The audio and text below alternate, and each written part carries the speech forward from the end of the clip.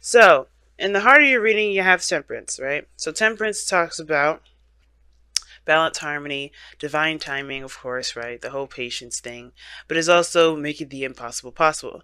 And I've been kind of reading this and reading it this way for a little bit. I said in Sagittarius this was balance and things. I really regret saying that now because I feel like this was really telling me that this is talking about making the impossible possible. Because their message was very similar to everyone else's, which was even if situations look a little kind of crazy, you can still make it happen. The temperance card tells us that, hey, with time, with patience, with balance, we can make the impossible possible. We can make things happen when we least expect that it can happen. We just have to kind of get out of our logical mind that thinks, oh, logically, we can't do X, Y, and Z. Technically, we can't walk on water. Yeah, but if you develop a device or something like that that will help you levitate, then you can, can't you? But the situation is this, right? Don't limit yourself. And the temperance card to me is a very limitless kind of card, and it's like don't bound yourself to anything. And that's the reason why we have patience, right? Because things are going to be put into place and put into order for us to be able to execute certain things. We just have to believe, one, that we can do those things, execute those things, and have patience that as we find those methods to get to where we want to be. It just may take us some time, but it also will take us an immense amount of working hard and putting in the work necessary, right? So, and that work typically goes into the thing that you're waiting on, different results, different expectations from, because you're doing something different. You have to change, right? Change what you're doing about yourself. So temperance in the heart of this reading it's not necessarily about patience this time. It's about making the impossible possible, applying where the limits go, right? But then you also have this crossing, you have this being crossed by temperance here. You have temperance being crossed by the King of Wands. Okay, so you guys are getting hit with a ton of court cards, and I usually don't like them when they come up like this in general readings like this, because um they give you a characteristic and they tell me about how you are, your partner may be doing, and they kind of give you an overall sense of what's going on as far as personally goes, which is not a bad thing, but I feel like it doesn't really give us all the information that we feel that we need, simply because these are just people. These are people in the reading. However, it still could tell us more about it, tell us more about what's going on based off of who you are. And since this is, we're going through retrogrades, right? Yeah, we're not going to be really looking at anything outside of ourselves but us and the relationships that we're dealing with because of Venus retrograde. It's crazy that Mercury is going to be hitting us back to back, but yeah, whatever. But the situation is this, y'all. The pride, the antsiness, the feeling to get up and go. Now, the King of Wands doesn't settle down. Okay, he doesn't settle down for nothing. He's better at controlling his actions, better than the Knight, better than the Page. But the thing is, I feel like for a lot of you guys, since you guys are fixed signs Taurus, that you guys are feeling really amped up. It's hard to kind of contain yourself and to kind of focus on one thing when you really feel passionate about something. And I feel like it's really about channeling that passion into something that really matters, which is what you're going to be, which is why temperance is coming up. Channeling that and putting all of that energy into the thing that you're trying to create, into your relationships, into your career. And I say relationship here, and I really feel like it's a relationship because you have the King and Queen of Wands, King and Queen of Cups, and the Four of Wands in the future. This is like basically a love reading. So yeah. So with this King of Wands, you're amped up, guys. You're really amped up. But I do feel like for a lot of you guys, it's about channeling that energy into your relationships, because it's going to be affecting that. Jupiter just went into Sagittarius, which would enter your 9th house if we're going through equal house system, guys. And that means that, this is going to be affecting your belief systems, how you see things, how you experience life. It's the higher learning area of our charts. I don't know too much about it. I'm not an astrologer, but one thing I can say is that it's going to be affecting how you believe, what you believe in your relationships. Now, in the past, you had the Queen of Wands, so you definitely met somebody that matches your energy, someone that's passionate, someone that's willing to fight. And the reason why I say willing to fight is because there's this person, if they know what they want, they're going after it. There's no ifs, ands, or buts about it. They know what they're going. They know where they're doing. They know where they're going, and they know how to direct the energy towards that. This person is either a public figure, someone that's, popular, someone that that's in the limelight, or this could be just somebody that you feel very passionate for, someone that's very passionate as well, someone that is creative that you see, someone that's very confident in themselves. You're very confident in yourself, perhaps, if this is not anybody else. But the situation is this: you've met this person already. Okay, they're coming off as somebody that's very active, very busy, very that stays very active. Okay, and I feel like this could be an Aries, Leo, Sagittarius. It could be a Cancer, right? A Cancer, Pisces, Scorpio. It could be anybody. But the point of it all is that this person reigns significantly because you have a strong amount of passion for them. You feel on the same level as they do. They see you as theirs. But the thing is crazy that you don't even come up as pentacles in here. You're not showing up as pentacles. So I don't, there's nothing wrong with any of the cards that come up. You know how I always am, but like, ooh, I don't know if I like when I see a swords, whatever. You are who you are in the moment. It doesn't matter. It's not a good or bad thing, but it does shoot off alarm bells when your element does not come up in here at all. So everything's about feeling. It's about passion. It's about new desire. It's about what you feel. And it shifts to a very emotional place here with the King of Cups. Feeling in your emotions, being, very emotionally involved. Feeling a little tender, a little sensitive. And I feel like also being madly and deeply in love. Okay, the King of Cups is in love with everything and everyone. He's a nurturer. He always gives of his emotion. Not really gives of his emotions, but he's very aware of how he feels. Therefore, he's able to navigate in the crazy thing we call life, right? Because he's very connected to his higher self. He's very connected to his emotions via higher self. Or no, his emotions is the channel in which he connects to his higher self. So, aside from that, I do feel like the emotional aspect is strong for both of you. Queen of Cups in your external energy. But I feel like you're feeling it the most, Taurus, right now. I think this person definitely is aware of the connection that you guys have. You guys get along very well. You have a lot of fun together. And the King of Cups here, King of Wands, that crossing energy, yeah, they're opposites, but they can work together because this person influences, encouraging your dreams, encouraging your desires, right? Influencing you to continue to go after what it is that you want. Well, the King of Wands is like, all right, let's do something about it. And I feel like you're in that crossroads of when you're, of trying to figure out what to do about how you feel, because it's getting really, really intense. The King of Cups could get really intense. And I feel like your automatic step is to take it to the next level. Four of Wands, move up to a higher place of commitment, because you're getting more and more involved and really more in you're kind of drowning in your emotions at the moment, and you want to do something about it. You don't want to just sit there and sulk. You don't want to sit there and just feel it. You want to express it. And I feel like that's where you express it, your relationship, being in the moment. And I think taking it taking it and the steps that you're taking it can it can open doors. But the thing is, the King of Cups isn't just like all that lovey-doveyness, the ideal lover, because this could be that too, right? You're dealing with the ideal lover. You're feeling that energy, you're feeling that connection, that vibe, and you love it. Some of you guys, this is talking about other things that are coming up. I feel like when one door opens, the other one opens too, right? You can't, like, the thing is, when it comes to people and falling in love, and the reasons why a lot of people don't want to is because it opens up old stuff. It opens up old shit. Right? Death is coming up in your external energy. So yeah, the reason why you feel a little antsy right now is because you're getting rid of stuff. You're cleansing stuff right now.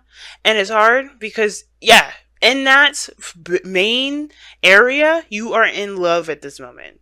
You're feeling the other person. You're really connecting with that other person. But at the same time, you're also reliving things from the past. You're also recognizing a lot of the old stuff, the old habits and behaviors, old ways of thinking that you had in the past. It's not working.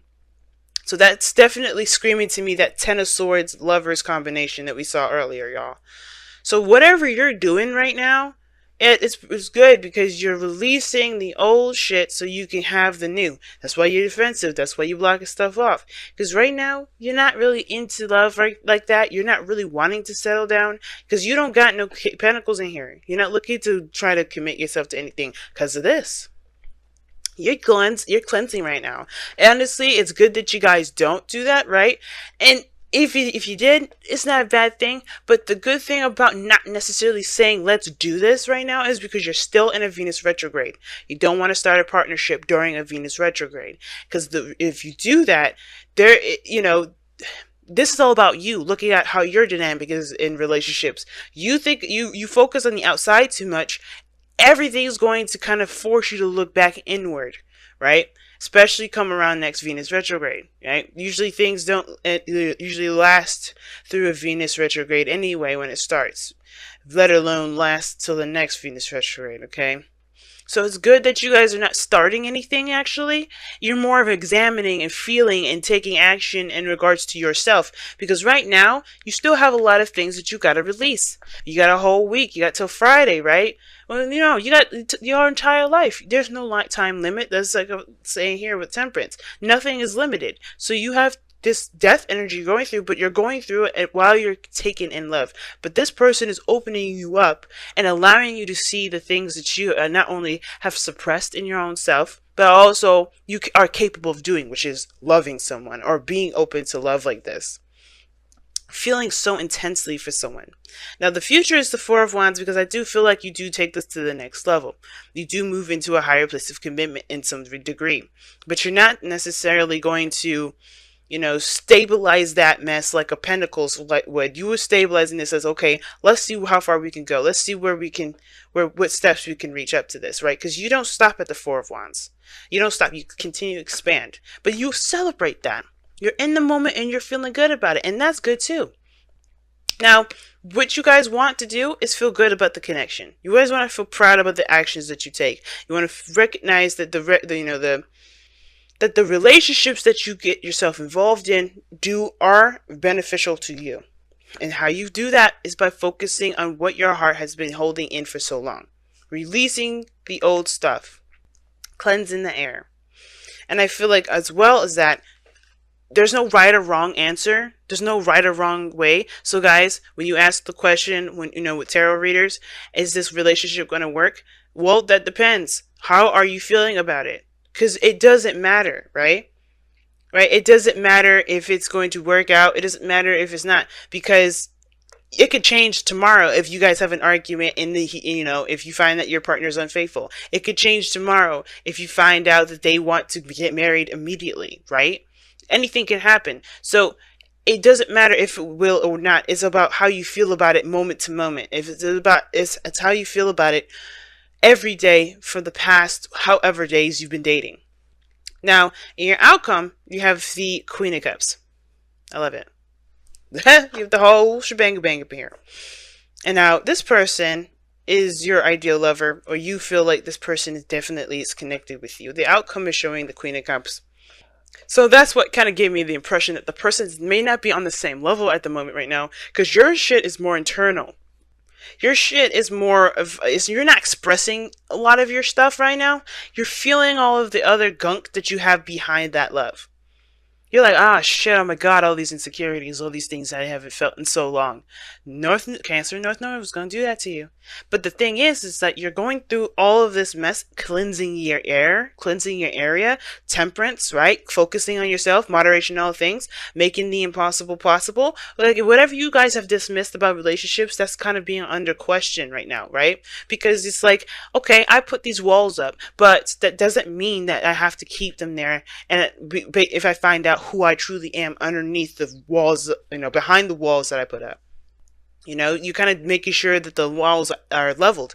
And if you gotta knock them down, you gotta knock them down. But that doesn't mean that you can't be open in the meantime, right? You're going to be open when you knock them down. So you're going to get a flooding of everything. And I feel like considering that this is Scorpio season anyway, and you guys could be seeing a Scorpio, right? But considering this is Scorpio season, you're going to get all that craziness in there, right? You're going to get all that old stuff. You're going to get all those feelings come up. It's going to come up. But I do feel like with death coming up, you're clearing the air, you're cleansing the space, so you can have something new, so you can feel good about where you're going, so you can know that, hey, I've gone through some stuff, but I'm not willing to let my life go and be the way it is, kind of all stuffy and stuff.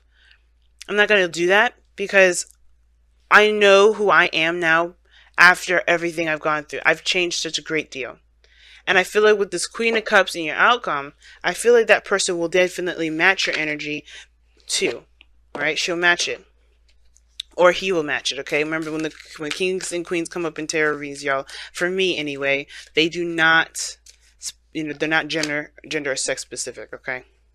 But need and necessity basically means, when I was learning this deck, is that it's a difference between what you need and what is a necessity, right? There's a difference between what you want and a necessity, right?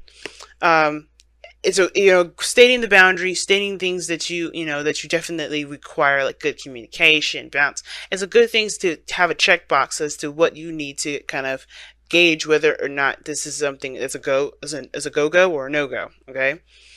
But it's a good to separate what you want and what are deal breakers, what aren't, because you can maybe, just because you may not have what you want in that moment, it can kind of set off the wrong flags, if that makes sense.